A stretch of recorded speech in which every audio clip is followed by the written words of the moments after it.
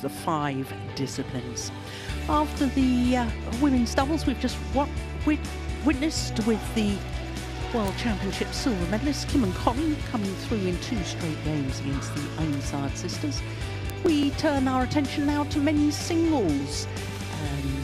Beaten finalist earlier this year at the first of the Super 1000 events, Kodai Naraoka, the number 4 seed from Japan, up against Antonsen, fresh from victory last week at the Korea Open. This also happens to be a repeat of the second round match between these 2 players at this particular tournament last year. Well, when we look at the draw, this is the top half of the draw, and the reigning world and Olympic champion, also winner here in 2017, Viktor Axelsen, obviously the number 1 seed, so he's at the top of the draw. There is an all-India affair going on court number 3 right now. That's Prannoy against the former world number 1, Kidambi Srikanth.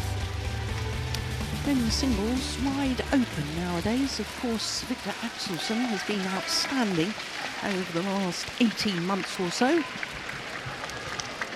This is Kodai Naraoka. And Viktor and Anders Antonsen, his opponent. It really was a magnificent victory for the Dane last week at the Korea Open. This will be a 4th meeting between these 2 players, and of the previous 3, Anders Antonsen has won 2 of them. But the last time they met, it was Naraoka who beat the Dane. Now that's interesting. Anders Antonsen winning the toss of the coin and choosing ends, wishing to start the far side of the court. So the last time they met was in the first round of the Indonesia Super 1000 event, and it was a week after Antonsen had been in the final in Singapore. And Steen and I were discussing yesterday about Antonsen coming back from injury, and when he's had a good result, whether he can maintain it for more than 1 a week in a row. But this is Kodai Naraoka, turned 22 last month, from Omori in North Honshu.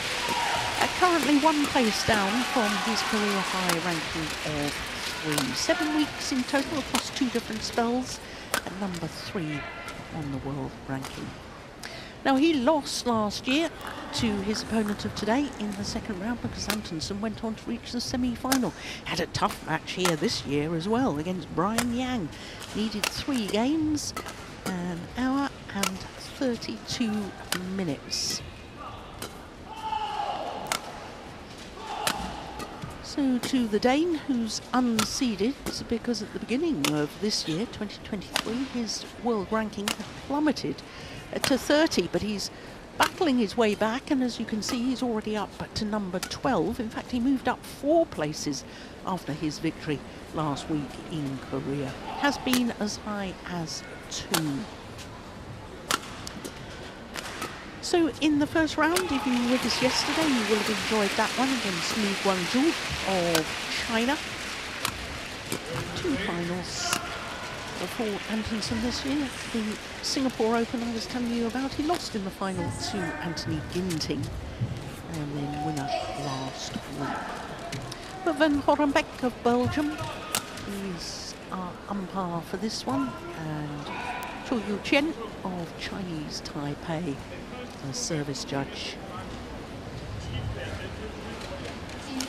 Well, the last time these 2 players met each other, it was 1 hour and 22 minutes. I personally don't think that either of them were the fastest players in between rallies, so I think this may be a long one as well. Styles as well, I think, Steen, play a part in that. I think Kodai Naraoka is very much a retrieving player, isn't he? He will run and run and run to try and keep the shuttle in play. Yeah, that's his preferred style of play. We've seen him do differently when the situation needed it, but that's definitely his preferred style.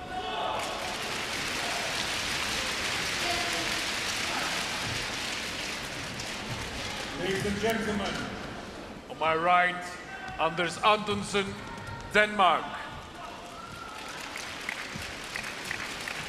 And on my left, Kodai Naraoka, Japan.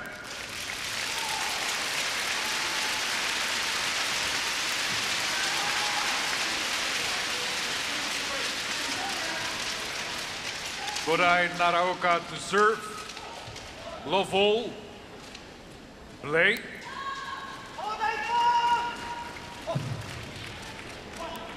So the number 4 seed, Kodai Naraoka of Japan, nearest to us against last week's champion, Antonsen. Oh, that's a nice angle. Service over. So love. many injury problems for this tall Dane. 6'1", born in Aarhus.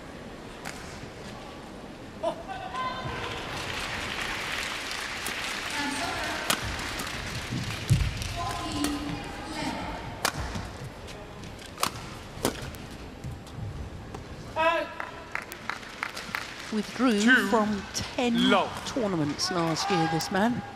Only played 6 tournaments. Such was his injury woes.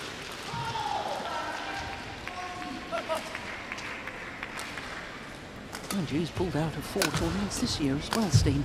So obviously still not 100% fit.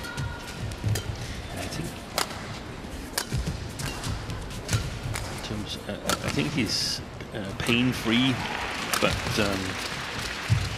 from being pain-free and to being in the best of shape, can still be some way to go.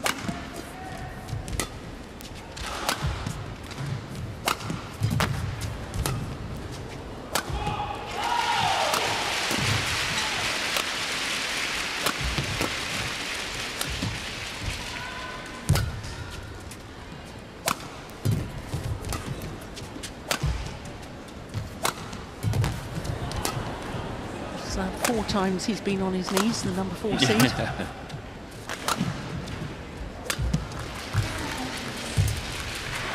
that was ambitious. Attempted cross-court net shot. 3 love. And this could easily become a game of chicken, so to speak here. Who can persuade the other one to believe that he himself is at the advantage here.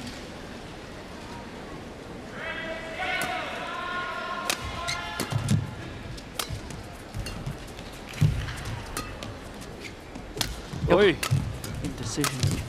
Yeah, cost him dear. 4 love.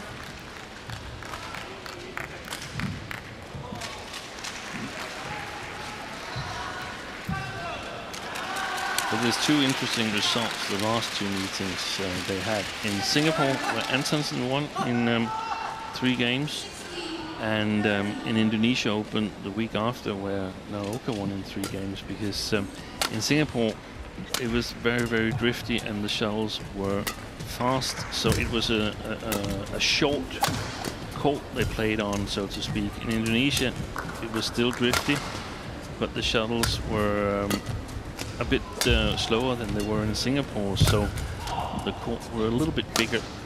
And then Naraoka won it, so he had a bigger court too. Oh, that's brilliant.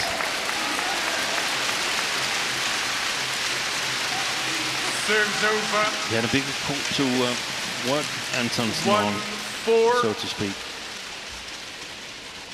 Yeah, it's not literally a bigger court, it's because the drift. Yeah. And the shot speed, that mixed together.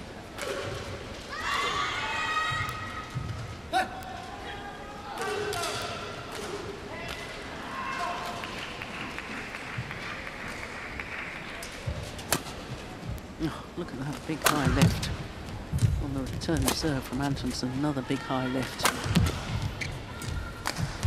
And again.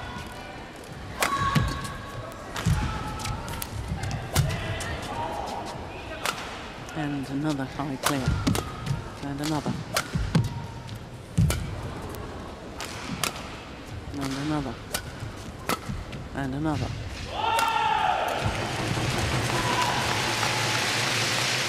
What's the theory of that, Steve? I'm not sure. I'm not sure. 2-4. Trying to invite him to attack? Yeah, well, perhaps.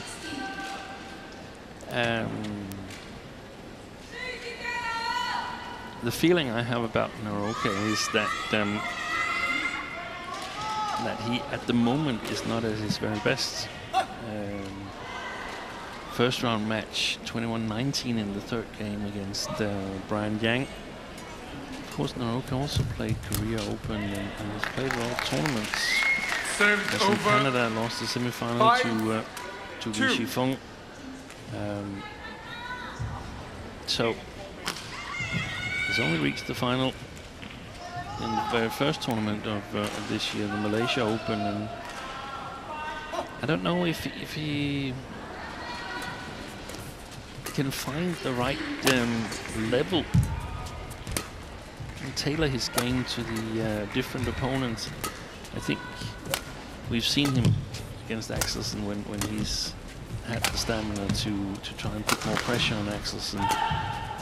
Maybe he should try the same here and try to control the rallies a bit more. And I think that balance is... Service over. It seems like he's found it difficult to find the right balance as of late. I have another theory. Yeah. I think he burst onto the world stage last year and was almost an unknown. Of course, we've heard of him, but all of his age group missed out, developing from juniors the couple of years over COVID. So none of the other players really knew his style. He is tremendously fit. I think that he frustrated some of his opponents. Yeah. And players weren't sure how to play against him tactically, so he had some very good results. Now they know what to expect, and I don't think he's got the weapons, the number of winning shots that the top players have, and I think he's struggling because of it. Yeah, that's a perfectly valid theory. Just like we see it in the doubles disciplines, whenever there's new pairings, it takes a little bit for opponents to get a new pairing analyzed well enough.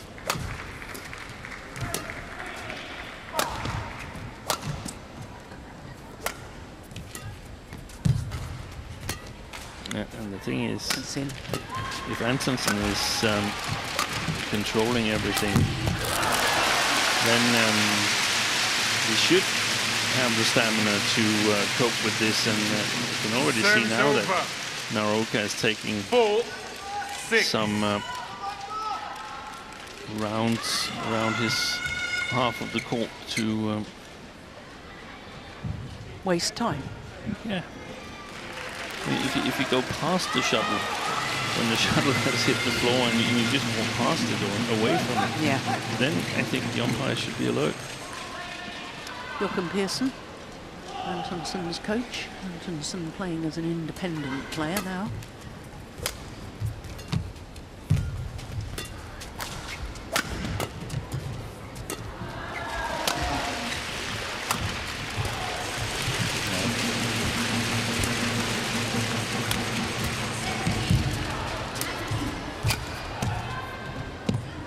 Oh, that's brilliant.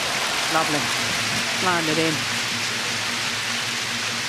Right at the start, Steen, when I was saying that Naraoka is a runner, a retriever on court, and you said, well, he has the capability of playing differently. I haven't really seen that, and I've been watching him now for about 18 months. Yeah, but I think he did in the semi-final of the World Tour finals against Victor Axelsen, where he got, wasn't it him? I get in doubt. It was the semi-final. Yeah. He ended up losing.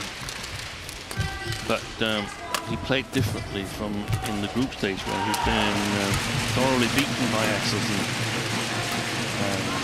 Yeah, but he still wasn't really an attacking player, was he? No. I thought a big part of the difference was Axelsen wasn't attacking. Yeah, but that's what I felt that Naraoka did well. He played almost everything downwards. Kodai Naraoka challenges called in. First challenge of this second round match. If it's like any of the 3 previous matches I've seen, then that will be an unsuccessful challenge. I haven't seen a successful challenge in 3 matches. The line judges have so far been brilliant. He was. But that is a great challenge. Correction out.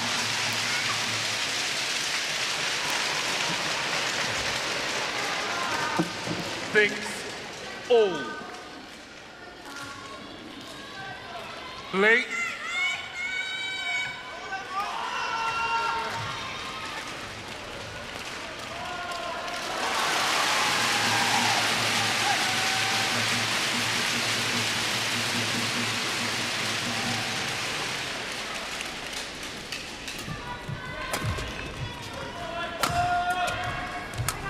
Oh, that's wild.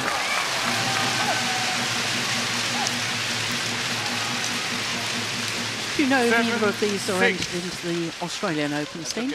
Okay. I know that Antonsen is definitely not. Let me quickly check if Naraoka is.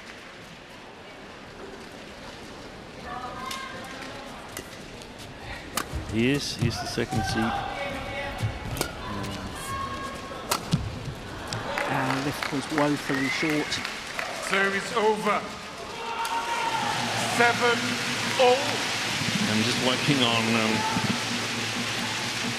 a scheme of how many tournaments the players have played, because I saw that some are complaining there's too many tournaments and reactions on social media. So there's so many tournaments, the players get tired and so on. But I think it's also a question of the players not selecting tournaments. It's not like they're required to play all these tournaments. No. Players are required to play Super 750 tournaments in the Super 1000s and 2 Super 500 tournaments. That means that if you play 5 Super 500 tournaments, then you elected yourself to go for 3 that you didn't need to play.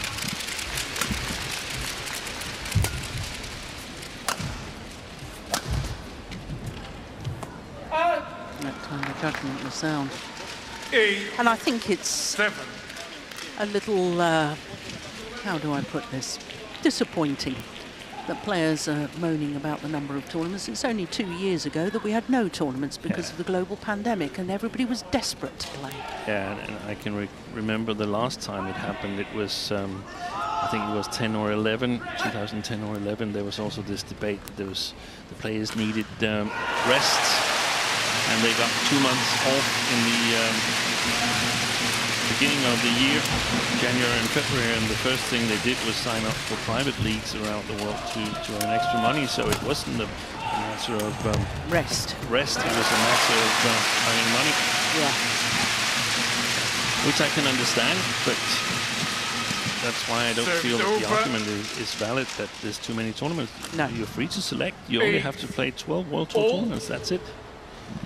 Many players have played 13, 14 tournaments already in the first 7 months of the year here.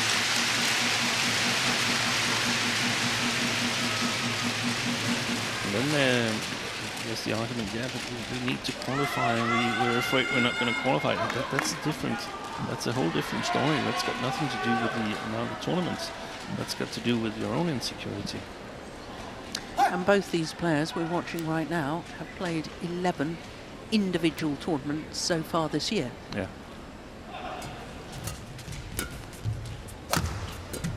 So they've chosen to play more than the absolute minimum requirement.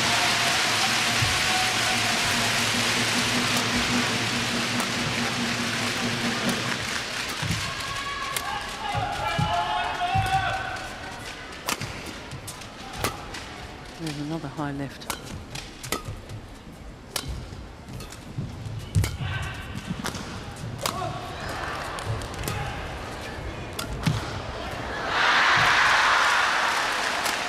So it's basically Naraoka asking some questions to the shot quality of Anders Antonsen. Can you maintain the shot quality? It's going wide. Oh, then he took it.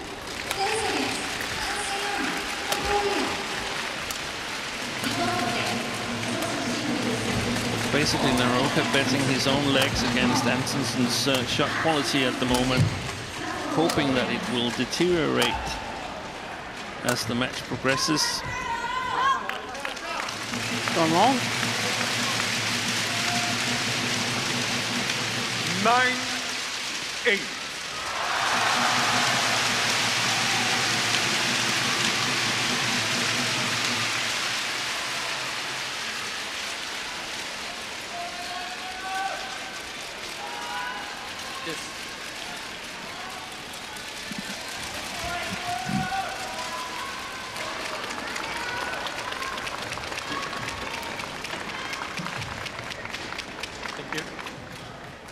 Well, Japanese players have won the last 3 editions of the men's singles title at the Japan Open.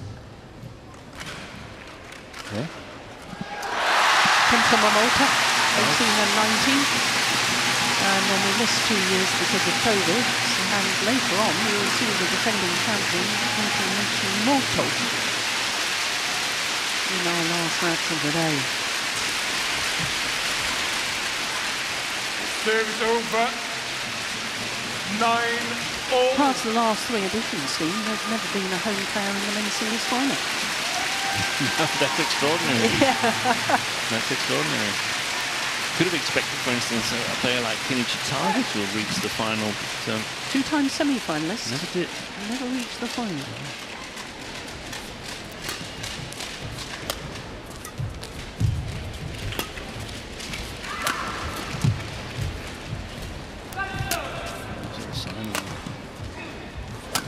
Great development in Japanese badminton.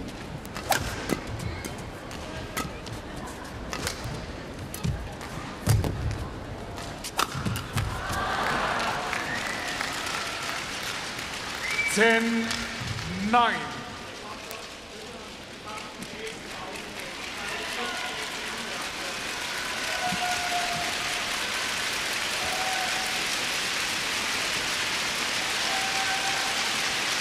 Thank you.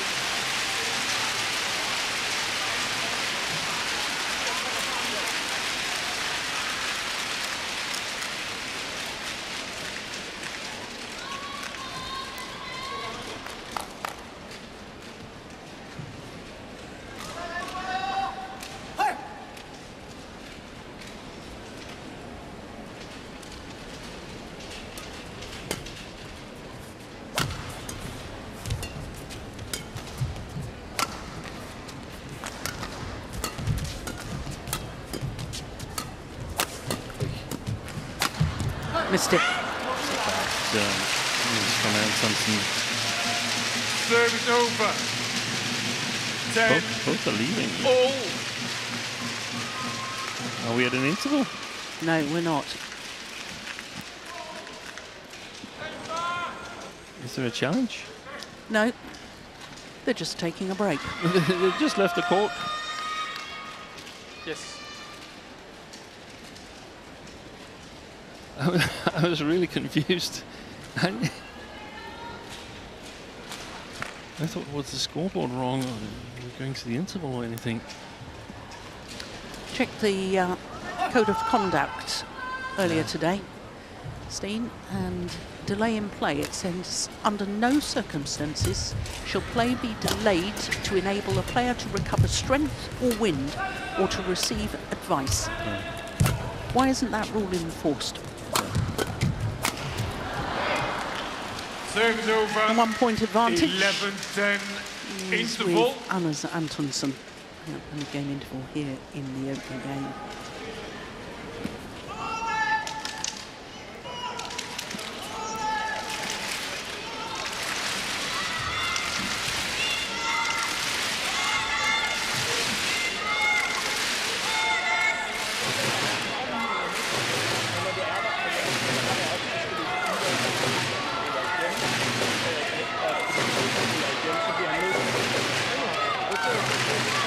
Court 1, 20 seconds. Court 1, 20 seconds. Thank you. Thank you.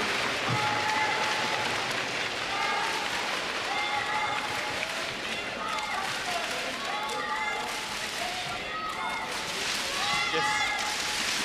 So I doubt very much that you could hear anything that Jochen Pearson was saying to Antonsen. 11-10. No, I couldn't hear anything. We had the camera microphone too far away from the player and the coach.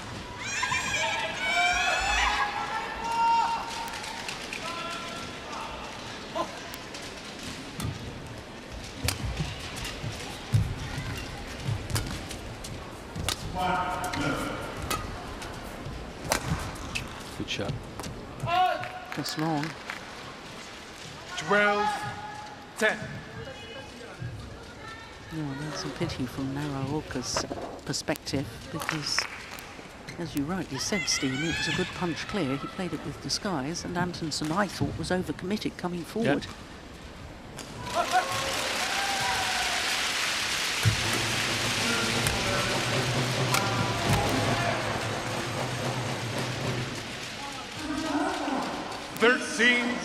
Ten.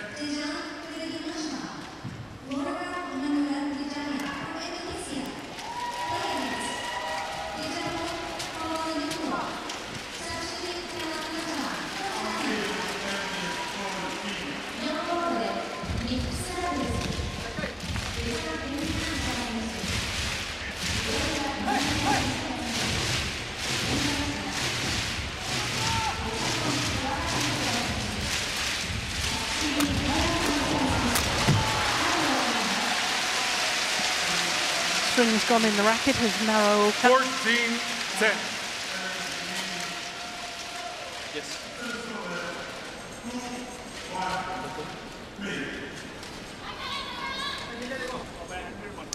But 4 straight points for Antonsen. It's a nice little cushion.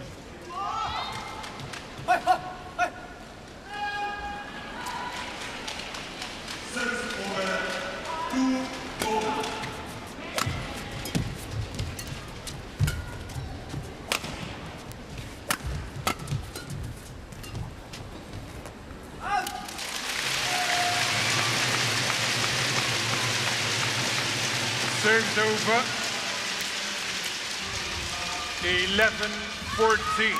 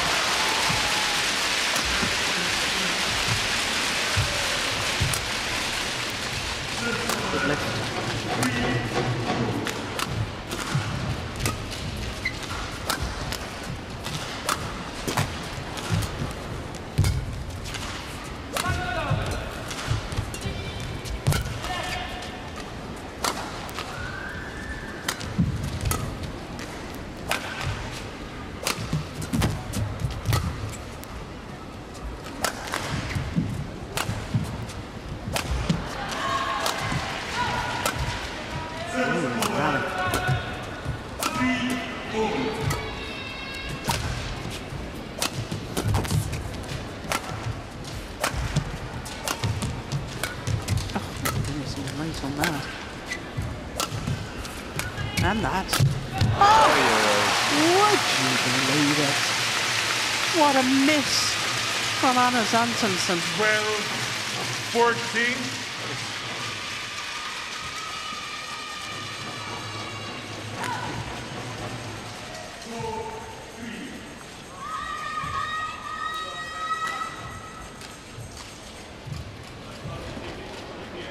Thank you.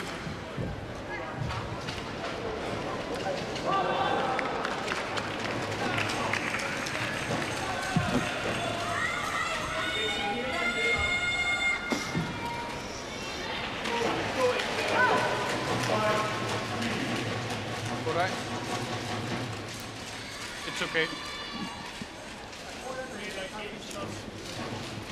It's okay.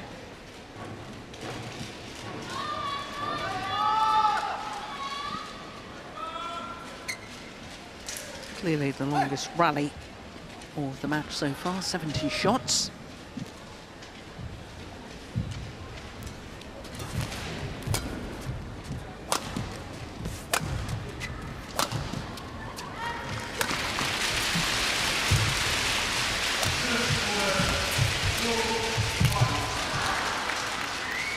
Totally mistimed that. Serves over. 15-12.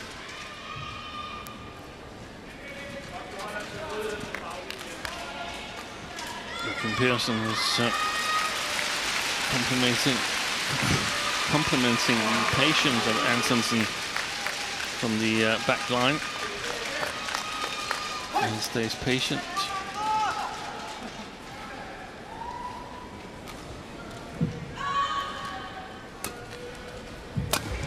That's going wide. That's a cheap 16-12. point. Yeah. You've just had a rally at 70 shots. That's a gift.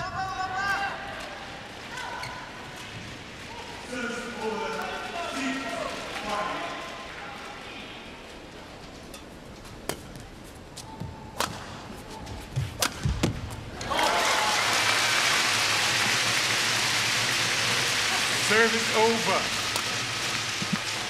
13. What's your read on the 16. lengthways drift today, Steve? That Antonsen is playing with a slight drift, but not something that in some arenas we've seen the drift be as severe so that a clearly lesser opponent can win a game because they get help from the drift. That's not the case here, I think. Good smash, good placement. Service over. But we have seen players 17.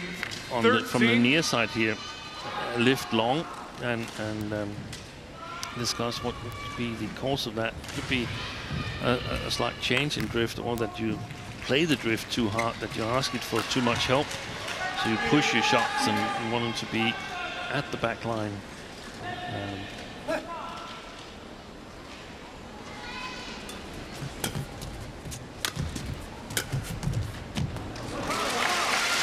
And it's consistent with the Service over. selection of side by Antonsen. 17.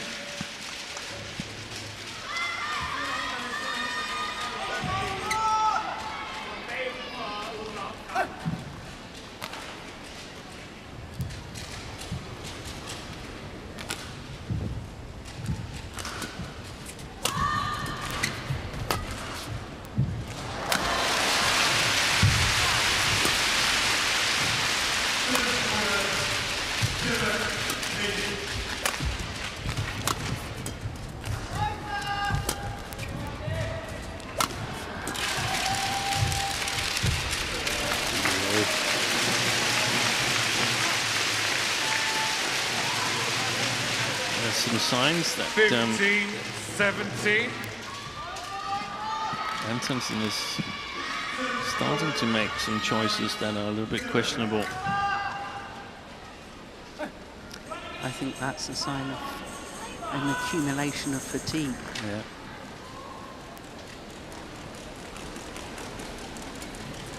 Where at the moment we really should invest a lot of energy in securing this first game, where he's been controlling it for a major part. Oh, that's a fantastic shot. Wonderful backhand from Service Antonsen. over. 18.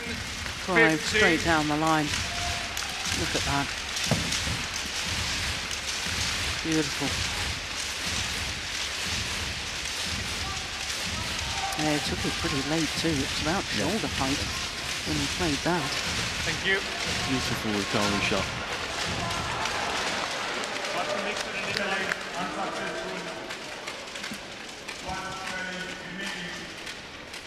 You can play shots like that.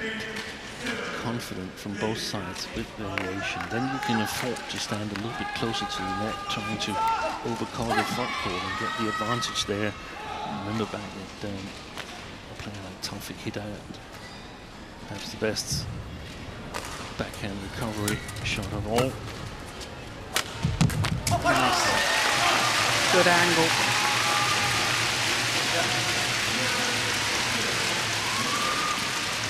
Service over, 16-18.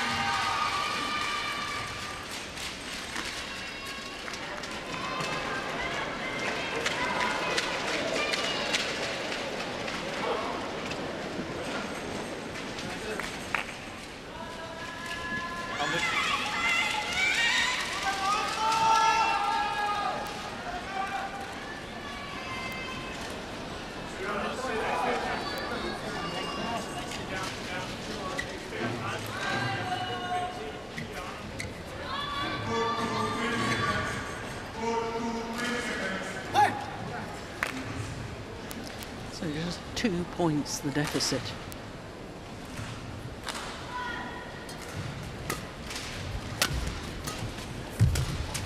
Good shot. Well worked by Naraoka. 1 point in it.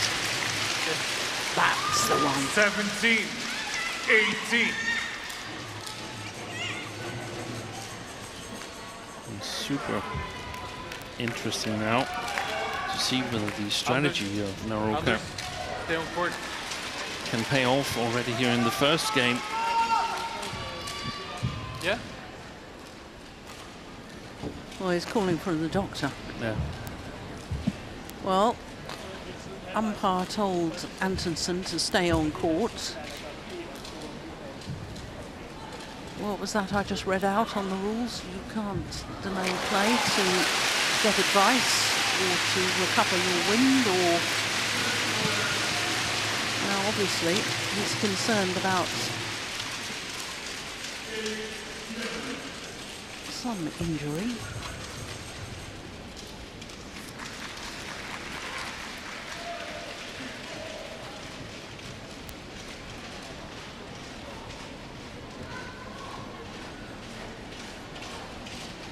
Talking to the tournament referee, not the doctor.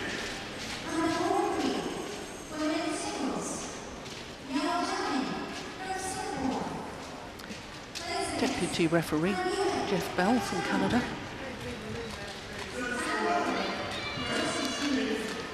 He's stretching there in the hip region. I wonder if that's the same injury that has blocked him for a long, long time. Well, I'm not quite sure how you strap a hip or a groin injury. No, I don't think it's allowed. No, you're not allowed to get treatment, are you? I think we've seen tournaments where the doctors have refused to strap ankles or elbows or what it's been. Basically, the doctor can give you an opinion whether you can continue or not, and that's about it. Exactly, and we've discussed it on many an occasion because the doctor here hasn't even examined him. No. Most doctors would flex the joint or the muscle in question, and now they're leaving the courts. There's been, what, a couple of minutes? Yeah. Since the last rally. Very interesting to know how long since the last rally. 17-18.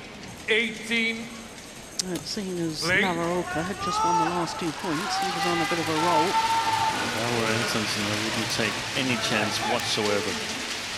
So you'd pull out? I would pull out. There's World Championships on home soil in 3 weeks' time. You've just gotten back from something that's bugged you for more than a year. So if you're feeling the slightest, and it's not like it's going to be first game won and then an easy second game. No.